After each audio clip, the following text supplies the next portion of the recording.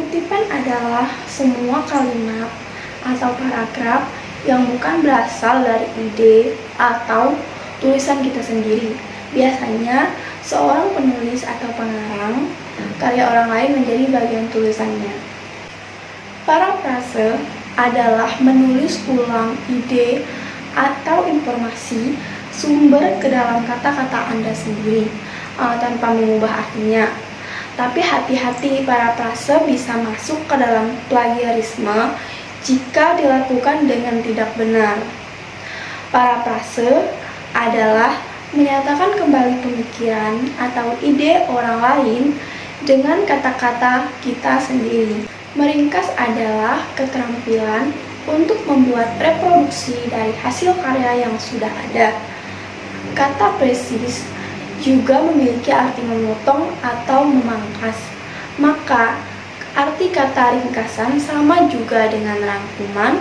Hasil meringkas artinya mendekatkan cerita atau mengambil intisarinya saja. Plagiarisme adalah merepresentasikan karya orang lain sebagai karya kita sendiri. Dalam konteks pendidikan, ada definisi plagiarisme yang berbeda tergantung pada institusinya. Plagiarisme dianggap sebagai pelanggaran integritas akademik dan pelanggaran etika jurnalistik. Cara menuliskan sebuah kutipan. Kutipan langsung pendek ditulis menjadi satu dalam paragraf karya tulis Anda. Tambahkan tanda petik pada kutipan sehingga tanda petik ini menjadi pemisah antara kalimat Anda dengan kalimat kutipan. Sumber kutipan ditulis sedekat mungkin dengan kalimat kutipan. Cara menulis parafrase ada 5 langkah. Yang pertama, baca teks terlebih dahulu. Yang kedua, hapus teks. Yang ketiga, jelaskan teks dengan lantang. Yang keempat, tuliskan parafrase Anda. Yang kelima, konfirmasikan fakta, statistik, dan ejaan dengan teks asli. Cara menulis ringkasan. Membaca dengan cermat, berulang-ulang teks asli untuk mendapatkan maksud atau pesan pengarang secara umum. Mencatat gagasan utama, pikiran pokok yang tersirat dalam setiap alinea.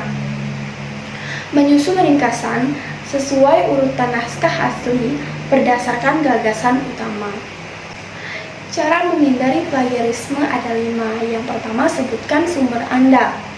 Saat menyinggung ide atau kata-kata yang bukan milik Anda, tambahkan kutipan dalam tulisan Anda yang mengidentifikasi nama lengkap sumber, tanggal penerbitannya, dan elemen kutipan lainnya yang diperlukan oleh panduan gaya yang Anda ikuti. Yang kedua, sertakan kutipan. Jika Anda memasukkan kata-kata sumber ke dalam tulisan Anda, kata demi kata, salah satu cara paling sederhana namun jelas untuk menghindari plagiarisme adalah dengan menggunakan tanda kutip di sekitar teks untuk menunjukkan bahwa kata-kata tersebut bukan milik Anda. Kutipan langsung juga harus mengutip sumbernya sehingga pembaca tahu dari siapa kutipan itu berasal. Yang ketiga, parafrase. Susun ulang dan format tulisan Anda dengan cara original dan cobalah untuk tidak menggunakan terlalu banyak kata atau frasa serupa dari sumbernya. Kuncinya adalah melakukannya tanpa mengubah makna dari ide itu sendiri. Ingat, Anda masih menggunakan ide orang lain sehingga Anda harus menyertakan kutipan ke sumbernya. Yang keempat, presentasikan ide Anda sendiri. Alih-alih menirukan ide atau kata-kata sumber, jelajahi atau yang Anda katakan tentangnya. Tanyakan pada diri sendiri, perseptik atau poin unik apa yang dapat Anda sumbangkan dalam tulisan Anda yang sepenuhnya milik Anda sendiri. Ingatlah bahwa jika Anda mengacu pada ide atau kata-kata sumber untuk membingkai poin Anda sendiri, Anda tetap harus menerapkan pedoman di atas untuk menghindari plagiat. Yang kelima, gunakan pemeriksa plagiarisme. Saat melakukan penelitian Anda tentang suatu topik, beberapa frasa atau kalimat mungkin melekat dengan baik pada Anda sehingga Anda secara tidak sengaja memasukkannya ke dalam tulisan Anda tanpa kutipan. Jika ragu, menggunakan alat pemeriksa plagiarisme online dapat membantu Anda mengetahui masalah ini sebelum mengirimkan pekerjaan Anda.